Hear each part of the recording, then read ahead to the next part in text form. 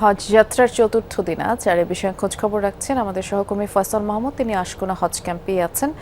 আজ মোট কয়টি ফ্লাইট রয়েছে ফয়সাল জানাবেন, এখন পর্যন্ত কতগুলো ছেড়ে গেল এবং সার্বিক ব্যবস্থাপনা কেমন দেখছেন?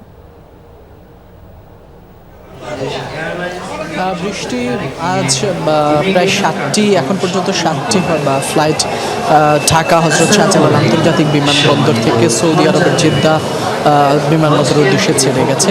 এখন পর্যন্ত আর তার কিছুক্ষণ পরে আরও একটি ফ্লাইট যাওয়ার কথা রয়েছে। ইতিমধ্যে সেই ফ্লাইটের যে সকল হজ যাত্রীরা ছিলেন তারা ইতিমধ্যে তাদের যে ইমিগ্রেশন থেকে শুরু করে তাদের যে কার্যক্রম ছিল এই হজ ক্যাম্পে সেগুলো সম্পন্ন করে তারা ইতিমধ্যে বিমানবন্দরের উদ্দেশ্যে রওনা দিয়েছেন। হয়তো আর কিছুক্ষণ পরেই সেই ফ্লাইটটিও ছেড়ে যাবে।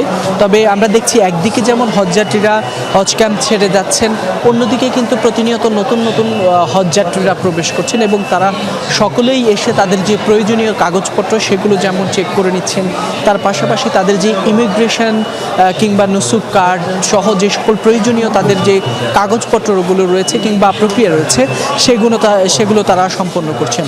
আর এই সম্পন্ন করার পরপরই মূলত তারা তাদেরকে এখান থেকে সরকারি ব্যবস্থাপনায় বিমানবন্দরে নিয়ে যাওয়া হয় এবং সেখান থেকেই তারা সৌদি আরবের উদ্দেশ্যে রওনা করেন। তো আজকে রাত পর্যন্ত মোট 14টি ফ্লাইট ঢাকা ছাড়ার কথা রয়েছে।